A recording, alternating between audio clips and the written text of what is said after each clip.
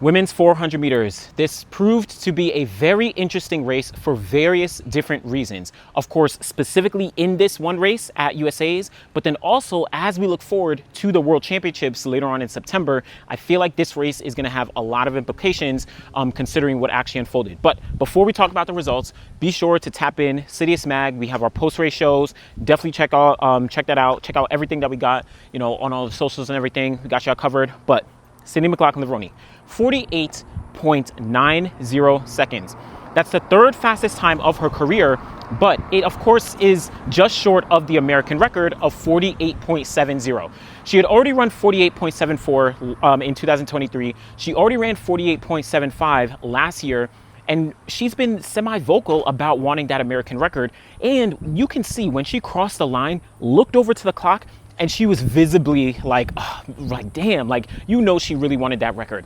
Afterwards, we did speak with her. She said that everyone talks about the record, and she was a little more humble about it, even though in the past she has spoken about wanting the record. I mean, I think everyone talks about the American record, of course. That's going to come when it's supposed to come. I think this year, and this event has taught me patience. I think I've learned a lot about myself. I've learned a lot about the 400. But ultimately, every day it's stepping on the track, being the best I can be, figuring out a race that is very foreign to me, and taking on new challenges and being comfortable being uncomfortable.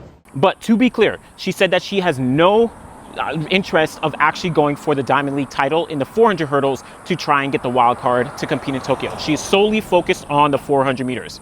Will you do the 400 only in Tokyo, or would you consider trying to get the wild card in the 400 hurdles fight first? No, we'll focus just on the 400. Yeah, I think that's a very daunting task in and of itself. It's a very competitive field, so I respect those competitors for sure, and I want to make sure I can give my all to those races. So that can kind of hold that down, put that to rest for the time being. But the thing about Sydney is now with this 48.90, another sub 49 second performance, but two things. A, it speaks to how challenging that American record of 48.70 is for any athlete. I think we look at 48.7 or any 48 second performance, and I don't think we truly appreciate how tough running sub 49 seconds is. Sonia Richards-Ross ran that 48.7 all the way back in 2006. It still stands as, I think, the 24th fastest time in the history of the event, number 24 all time, and that was back over almost 20 years ago at this point. So that speaks to how tough it is. We've seen Sydney come extremely, extremely close, and even myself, I said yo, she got it, but it's a very, very tough record to actually get. On top of that, it's possible that this is going to have, I wonder the motivation implications, because going into the World Championships, she said that she wants to take on a new challenge. She said that she wants to, push herself to a realm that she's never been before, because she's already done everything in the 400 hurdles. But she knows now that she has to face Marlita Paulino as well as Saweed Nasser, who both have run 48.8 this year in the form of Paulino and Nasser, and then Nasser has run 48.6. She is not going to be able to go to the World Championships and just get a gold medal like she has before. Now, she has, again, spoken about this being a true challenge, but I'm trying to look at how, Sydney is in the conversation for a gold medal. You can never take her out of that conversation because of her talent. But when you look at what Paulino has been able to do, where she's running 48 seconds throughout the season, she's winning gold medals. She's going, generally, quote unquote, undefeated, where yes, she lost her first race at the top of the year, but she never looked back and has not lost a race since then. Saweed Nasser is able to drop 48 seconds multiple times through a season. It gets tough to say that, okay, Sydney is definitely going to get this gold, or even that Sydney is going to truly challenge Marlita Paulino or Saweed Nasser for a gold medal. This was a championship setting for Sydney, right? This was a championship setting. Last time in 2023, when she won the title running the 400, she ran 48.7. At the World Championships that year, Paulino ran 48.76, right, behind Sydney's 48.74. So there's an argument of maybe Sydney could have won that gold medal. But now when we're looking at Paulino, Nasser doing one-off 48-second runs, knowing they do not have a national championships to contend, whereas Sydney, she's dead set on this national championships, knows she not only has to qualify, but also is looking to run a fast time, and she runs 48.9. let me be clear. I'm not dismissing Sydney of, getting that gold medal in any capacity, but I think it just further highlights how tough of a challenge it's going to be for her to actually get on top of that podium. And I think that is a challenge that she does want. Like, she wants to be pushed. She wants to say, all right, this is not going to be easy. How can I really get myself to go to another realm to be able to compete with these women? That is what I think Sydney is looking at, but it's going to be a challenge. We'll talk a little bit more about, some of the stats, because this 400 record is tough. That American record, forget the world record for the time being, but it's tough. Now, behind her, though, interesting storylines, to me at least. Isabella Whitaker, she was actually kind of clear in second place, running 49.59. I think a lot of people maybe were split on her actually potentially making the team. Some people had some other names, but, she was able to get a very comfortable second place here. Then you had Aaliyah Butler, third place, running 49.91 seconds. And I don't think this was a performance that many people expected. Aaliyah Butler was running out on lane 9. If you remember from the heats, she actually finished second place in the behind Quinera Hayes in her heat. But so that gave her a less favorable lane in the final. And because of that, she had to really, really push in the final meters, and she just edged out Lena Irby-Jackson, who was having a very strong kind of first half of the race and really got ran down in the last kind of 150, 100 meters, she ran 50.06.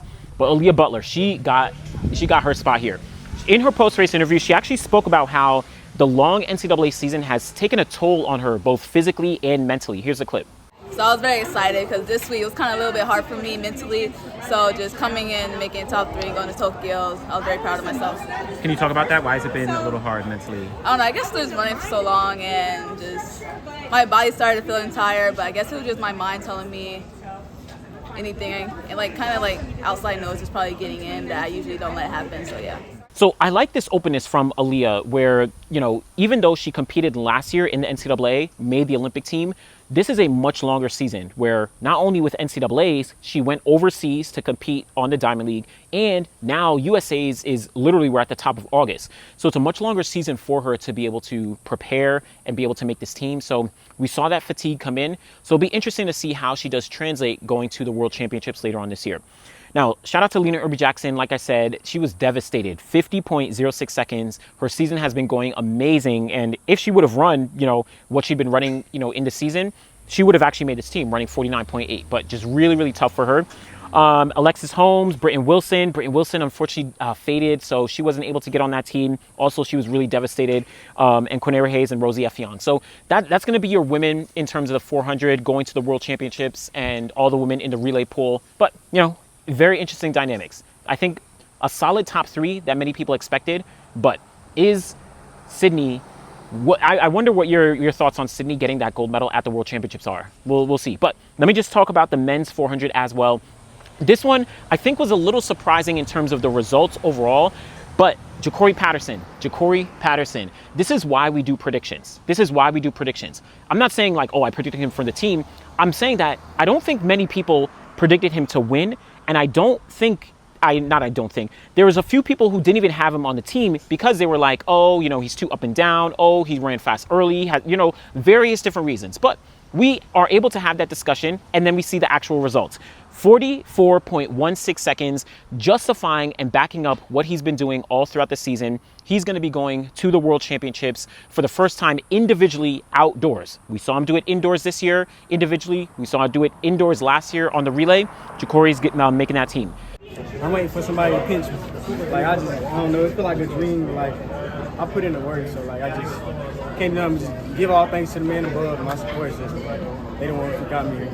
Chris Bailey, number 2, 3, and 4 were super, super close. Chris Bailey, Kayla McRae, Vernon Norwood, 44.43, 44.45, and 44.47, all for the top 2, 3, 4. Crazy. Chris Bailey on the outside in lane 9, never gets a strong start, but he's able to close like a rocket, and he absolutely did that here.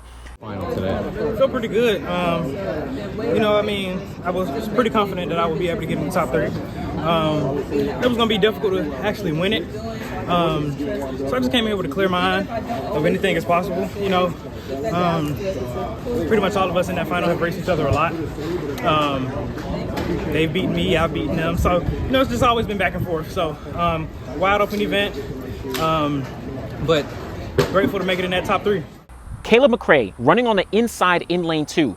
I myself slightly doubted him, didn't look as great in the prelims, and he ran that 43 seconds, but I wasn't as, strong on him. I know he had a strong split at the World Relays, but he came away 44.45 seconds, just edging out Vernon Norwood for the 3rd spot on the team. Shout out to Caleb McRae, his first individual team going to the World Championships. I think it'll be interesting to see how he does translate this performance and his performances earlier this year, when we get to Tokyo.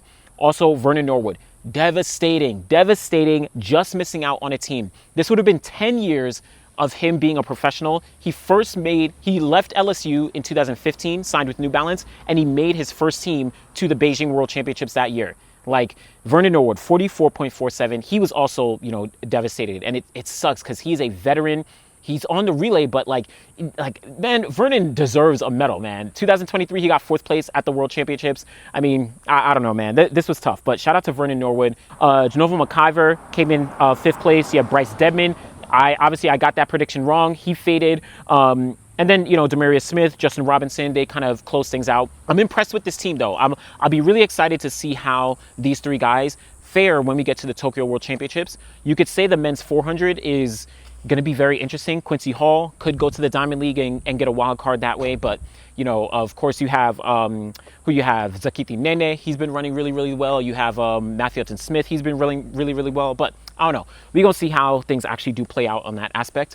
But men's 400, women's 400, Sydney's going to have some issues. I don't know about issues, but she's going to have a tough fight on her hands when she does get to Tokyo. And again, she's not running the 400-meter hurdle. So that whole double situation, I think I already explained that. No need for it. But 400s, we out.